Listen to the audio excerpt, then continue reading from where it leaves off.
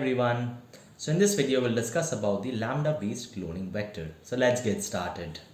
So in this video what we'll discuss is the problem of unmodified lambda genome for vector. So the major aim is to solve this problem of unmodified lambda genome for vector. So moving with this, so let us address what are the problems and then we'll try to solve them. So some of the problems, as you can see on your screen, there are two problems basically marked as 1 and 2. So I'll just reduce myself to, there we go. So let's just discuss about the two problems which had to be solved before the lambda based cloning vector could be developed or could be used for further replication or other processes. So what the first problem is the limitation or limits the size of insert that can be inserted into an unmodified lambda vector. So this particular unmodified vector can take additional of only 3 kb of new DNA.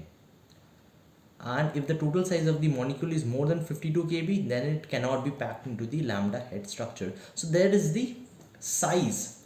So there is the size factor which creates a problem. Alright. So because of its big size, so it's too big for packaging. Alright. So because of its size, it's difficult to package that particular strand or that particular vector into one. Alright. So due to its size of 52 kb, so the problem lies is we need to reduce the size.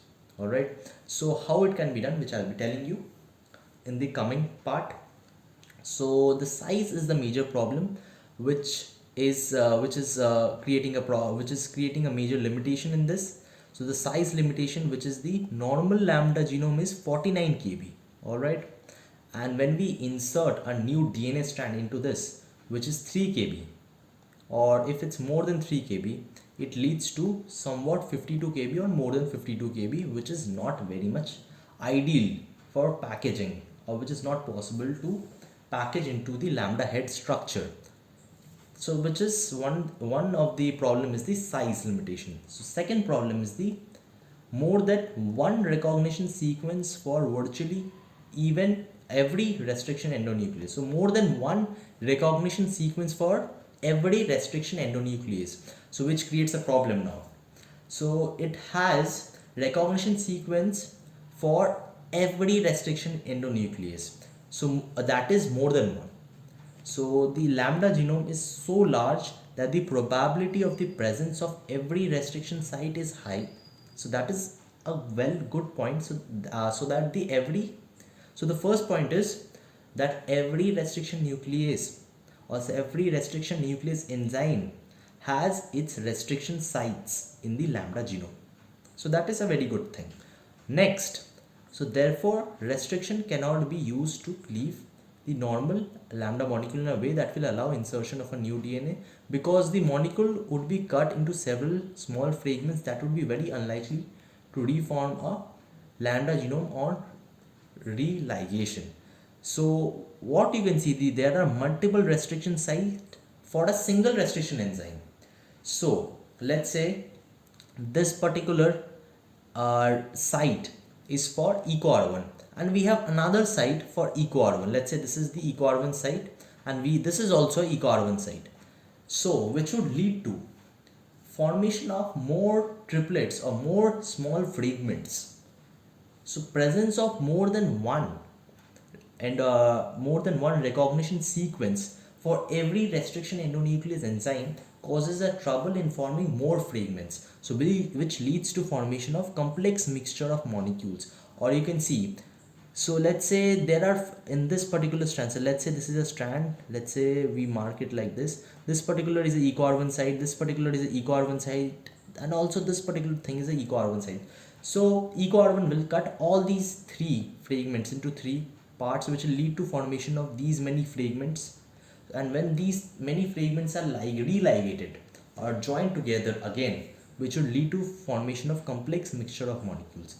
So the formation of many or several small fragments would be very unlikely to form variable lambda genome for religation.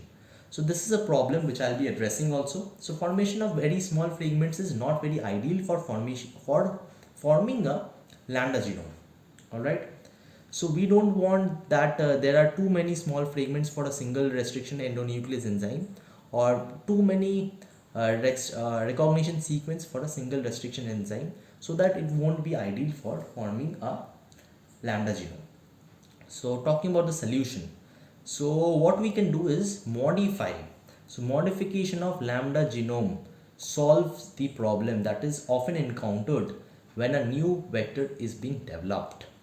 So how can we modify it? So one of the modification method is deletion of non-essential segment of lambda genome. So deletion, so removing that unwanted part of the lambda genome to somewhat reduce the size as well, and reduce those multiple occurring recognition sequence of a restriction endonuclease. So which is a very important thing to address, right? So our main problem was size limitation. So one was size limitation and other was presence of multiple recognition sequence for a single restriction endonuclease enzyme, which could be removed by removing the unwanted part in a lambda genome. So removing of all or part of this non-essential region between positions of 20 and 35 on the alpha lambda genetic map decreases the size of the resulting lambda molecule up to 15 kb.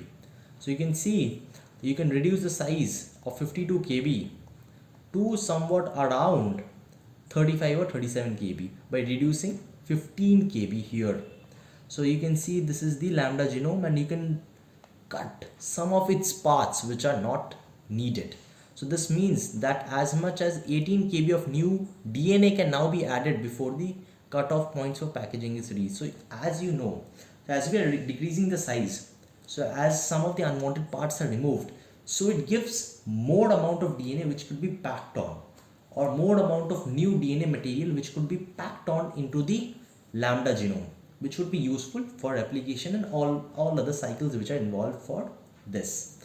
So this non-essential where we are, so this particular non-essential region in fact contains most of the genes involved in the integration and excision of the lambda prophage from the E. coli chromosomes. Also, a deletion of lambda genome is therefore non-lysogenic and can follow only lytic infection cycle. So when we delete, when we delete the unwanted part, this particular lambda genome could only follow the lytic cycle and not the lysogenic cycle. So in my previous video I've discussed about lytic and lysogenic cycles, so you can check it out. And after a deletion of the non-essential part, it could only follow the lytic cycle. So lysogenic cycle is just an extension, or lytic cycle is a very small cycle as I've discussed before, whereas lysogenic cycle is an extension of the lytic cycle. All right, and this in itself is desirable for a cloning vector, as it means induction is not needed before plaques are formed. So you don't need to add on or pack on anything before it, right? So when you delete all the non-essential parts, as you can see capsid components, you can see integration and excision, you can see early regulation, DNA synthesis. So some of the parts which are not needed, we can remove them, and so that it gives room to addition of more DNA into this. So deletion of some of the essential parts would be very vital in this case. All right.